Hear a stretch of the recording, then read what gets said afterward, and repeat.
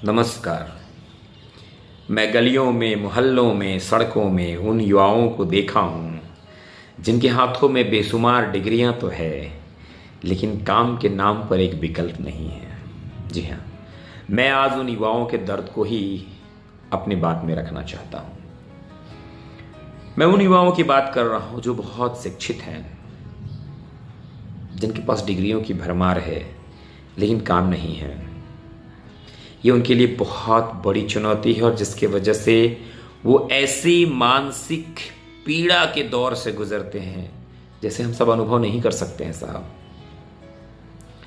जिनके पास शिक्षा का अभाव है, जो शिक्षा ले नहीं पाए, तो कैसे भी काम कर लेते हैं क्योंकि उनको ये पता है कि हमको ज़िंदगी को सर्वाइव करना है, हमें ज़िंदगी जीना है। हमें उनके अंदर में ये क्लैरिटी होता है कि भाई हम तो वो चीज़ तक गए ही नहीं, तो हमको वहाँ मिलेगा कैसे।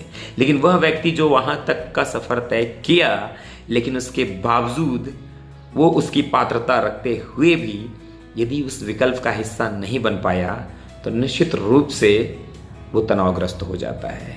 उनकी मानसिक स्थिति ऐसी हो जाती है जिसे वो बेचारा न तो बोल पाता है, न खुद सह पाता है। परिवार समाज का दंश अलग होता है। कारण हमारी शिक्षा व्यवस्था भी है।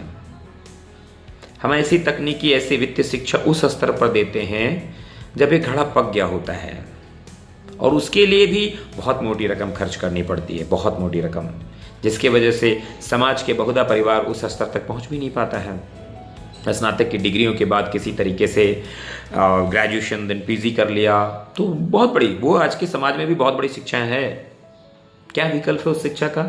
उसके पास तकनीकी शिक्षा का अभाव, उसके पास वित्तीय शिक्षा का अभाव है, पैसे का, संसाधन का उपयोग करना वो नहीं जानता है, पैसे का वास्तविक मूल्य उसको नहीं पता है। समाज में सर्वाइवल के क्या क्या और भी विकल्प हो सकते हैं, इन व्यवस्थाओं के द्वारा बनाए गए विकल्प के अलावा उसके बारे नहीं पता है। शिक्षा व्यवस्था की त्रुटि।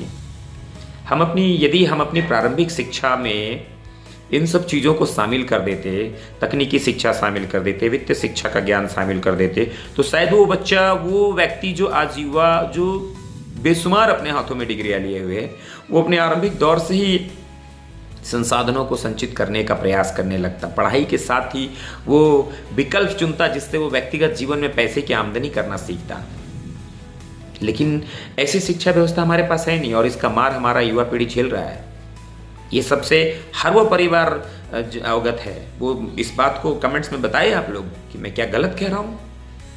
आप कमेंट्स में लिखिए, मैं आपके हर बात का प्रत्युत्तर दूंगा, मैं जवाब दूंगा। अगर मैं गलत बोल रहा हूँ कहीं तो आप बताइए। व्यवस्था को इसके बारे में सोचना है। व्यवस्था को भी सोचकर भी क्या करेगा? व्यवस्था के पास इतनी बड़ी विकल्प है भी नहीं। देश में 150 करोड़ की आबादी है। सरकार को अगर हम इस बात के लिए गुहार लगाते तो सरकार कहती है भाई आप स्वावलंबी बनिए, स्वावलंबी बनिए, पर वो बनेगा कहां से जब वो 20 साल, 22 साल, 25 साल, 30 साल की उम्र तक पढ़ता ही रहता है, और वहां पढ़ते पढ़ते उस वक्त वो बेचारे नौकरी के लिए 5 साल परेशान होता है, तो 30-35 तो ऐसे हो जाता है। फिर वो काम क्या करेगा? डिग्रियां हाथ में 3-4 पड़ी रहती है तो छोटा काम कर नहीं सकता है। वो बाजार में जाकर किसी अच्छे से छोटे से व्यापार को लगा नहीं सकता है, क्योंकि उसको ईगो सेटिस्फैक्शन करना है ना। उसके अंदर में वो बात, व्यथा होती है कि मैं पढ़ा लिख कर भी हमको ये काम करना पड़ रहा है। तो हमको वो तकनीकी, हमको वो व्यावसायिक, हमको वित्तीय शिक्षा आरंभिक दौर से देने की जरूरत है, जहां हमारे बच्चे के अंदर में, हमारे युवा पीढ़ी के अंदर वो मानसिकता डेवलप करे, वो विकसित करे कि हाँ, हमें दोनों ही व्यवस्था का हिस्सा बनना है। आज इस ये छोटी चीज नहीं है। वित्तीय व्यवस्था इतनी बड़ी चीज है कि एक समाज, एक परिवार की संरचना को व्यवस्थित करने, ताउम्र पूरी जिंदगी व्यवस्थित करने में अपना अहम किरदार, अपनी अहम भूमिका निभाता है। आज ऐसे गंभीर मुद्दे पर हमारे युवा पीढ़ी जो है मानसिक रूप से ग्रसित है, और इसके लिए सरकार को, व्यवस्था को, सबको सोचने की जरूरत है। लेकिन वास्तविक ये है कि बड़बोलेपन पर तो बहुत सारी बातें आ जाती है, लेकिन धरातल पर कुछ होता नहीं है।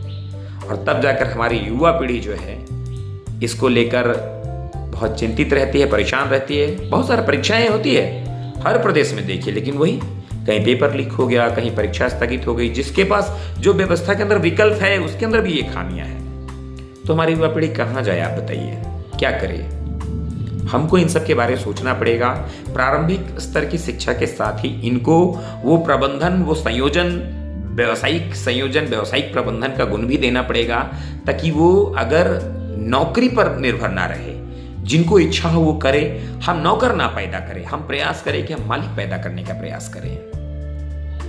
और इसके लिए सबसे ज्यादा जरूरी है उस शिक्षा व्यवस्था के अंदर बदलाव करके हमारे युवाओं की मानसिकता में बदलाव करें, ताकि हमारा समाज एक उत्कृष्ट समाज हो, हमारा देश वाकई विकसित देश हो। और जब तक हम इस ऐसे पहल नहीं करेंगे, हमारा देश संपूर्ण रूप से विकसित नहीं हो सकता है। हम कितना भी कह लें कि हम दुनिया के विकसित देशों में आने वाले 10, 15, 20 साल में आ जाएंगे, बिल्कुल असंभव है साहब, मैं मानूंगा ही नहीं, असंभव है ये बात। इसलिए ऐसे पहल को हमें सकारात्मक दृष्टिकोण के साथ सोचने की जरूरत है और इस पर हमें कार्य करने की जरूरत है। धन्यवाद।